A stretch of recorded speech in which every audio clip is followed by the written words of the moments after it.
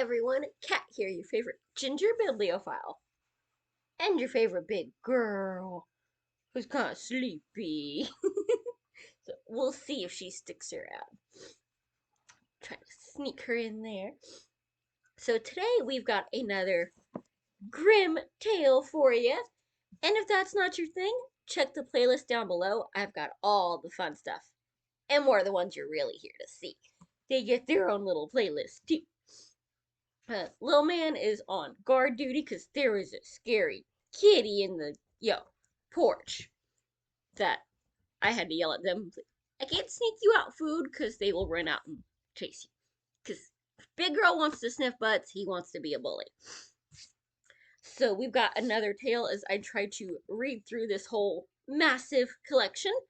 And well, the next story after last week's was one that I've already read, y'all. It was Hansel and Gretel. So we're skipping that one because what? Yeah, we don't need it twice, right? Half of y'all haven't even seen it once yet. And we're gonna go with the three snake leaves, which I have never heard of this one, so we're gonna learn about it together and hopefully it's a fun one. And maybe we'll get another puppy visitor, though. We don't have a lot of time for it. This is a very short one today. Once upon a time, there was a poor man who could no longer provide enough food for his only son. Therefore, the son said, "Dear father, you're having such a hard time, and I'm becoming such a burden that I'd prefer to go away and try to earn a living by myself." The father gave him his blessing, but was greatly saddened to see him depart. The king of a powerful country was raging war when all this occurred, and the young man enlisted in the king's army and went out to fight. When he approached enemy territory, a battle was being fought, and there was a great deal of danger. The air was filled with bullets striking his comrades, who fell dead on all sides. When the commander as well was killed, the survivors wanted to flee the field, but the young man stepped forward and encouraged them to keep fighting. "We shall not let our fatherland be destroyed," he cried out. The others followed him as he charged forward, and they defeated the enemy. When the king heard that he owed this victory to the young man alone, he promoted him above all others, gave him great treasures, and made him the most important person in his kingdom. The king had a daughter who was very beautiful, but also very strange, for she had made a vow that she would accept as her lord and master only a man who would let himself be buried alive with her if she should die first. Well, that's a new one. "If he really loves me with all his heart," she said, "why would he want to continue living?" Stuck-up drama queen much? She was prepared to do the same in return. And if he were to die first, she would let herself be buried in the grave with him. This strange vow had scared away all suitors up to that time. But the young man was so infatuated by her beauty that he did not care about anything else and asked her father for her hand. "Do you know what you must promise?" the king asked. "I shall have to be buried alive in her grave if I survive her," the young man said. "But my love for her is so great that I don't care about the danger." The king gave his consent, and the wedding was celebrated with great splendor. After this, the couple lived happily and were contented with each other for some time.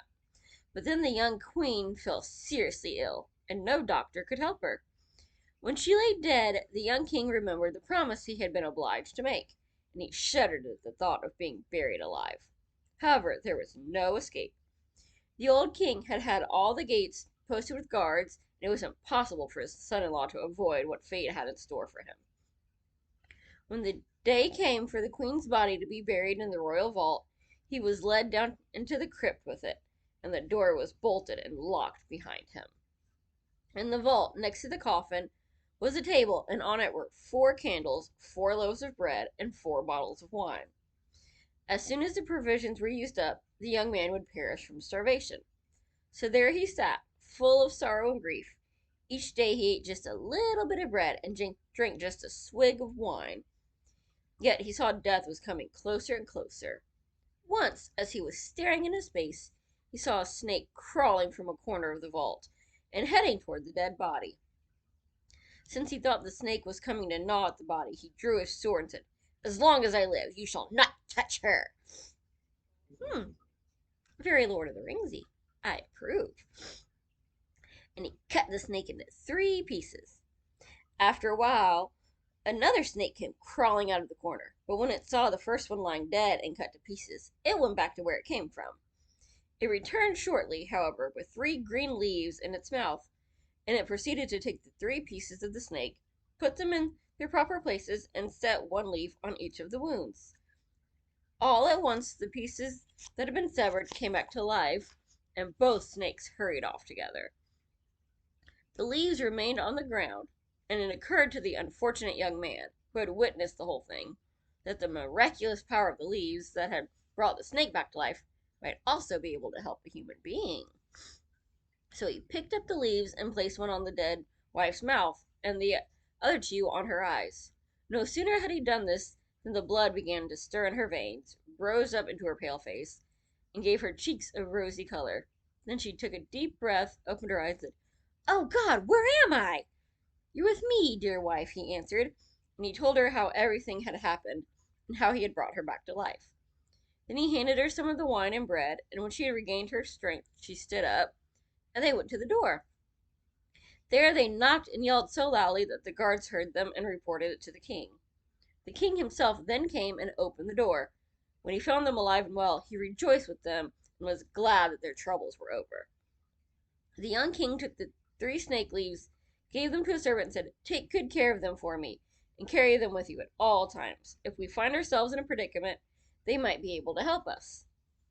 Meanwhile, a change had come over his wife after she had been restored to life. It was as if all the love she had felt for her husband had been drained from her. When some time had gone by, and he wished to make a voyage overseas to visit his old father, they boarded a ship, but she, having forgotten the great love and devotion he had shown her at the time of her rescue, gave in to her wicked passion for the ship's captain. Ooh. Then one night, when the young king was lying asleep, she called the captain. After she took her sleeping husband by the head, she ordered the captain to take his feet, and they threw him overboard into the sea. Once they had done their shameful deed, she said, "Now let us return home and say he died on the way. I'll rave about you and praise you so much that my father will let you marry me and make you heir to his crown." However, the faithful servant had witnessed everything. He unfastened a small boat from the ship without their noticing, got into it, and sailed after his master, while the traders continued their voyage. He fished the dead man out of the sea, and with the help of the snake leaves, which he was carrying with him, and which he put on his master's eyes and mouth, he succeeded in bringing him back to life. Now the 2 of them rowed day and night with all their might, and the little boat sailed so swiftly over the sea that they reached the old king before the others. The king was puzzled when he saw them coming back alone, and he asked what had happened to them. When he learned about his daughter's treachery, he said, "I can't believe she would do such an awful thing. The truth will soon come to light." He ordered the young king and his servant to hide in a secret chamber and not let themselves be seen by anyone.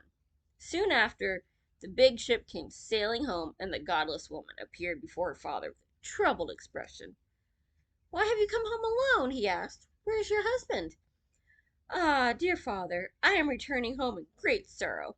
My husband suddenly took sick and died during the voyage. If it had not been for the support of the good captain, things would have gone badly for me. He was present at my husband's death and can tell you everything."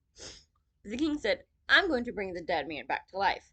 And he opened the chamber door and told the 2 to come out. When the king's daughter caught sight of her husband, she was thunderstruck, and falling to her knees, she begged for mercy. "There will be no mercy," said the old king. "He was ready to die with you and brought you back to life, but you killed him in his sleep, and now you shall receive your just reward." Then she and her accomplice were put aboard a ship peppered with holes and sent out to sea, where they soon sank beneath the waves. That was pretty good. I never heard that one, but I like it. How about you? What's one of your favorite Grimm tales so far? Drop a line, let me know, and I will see you soon. Bye. Happy reading.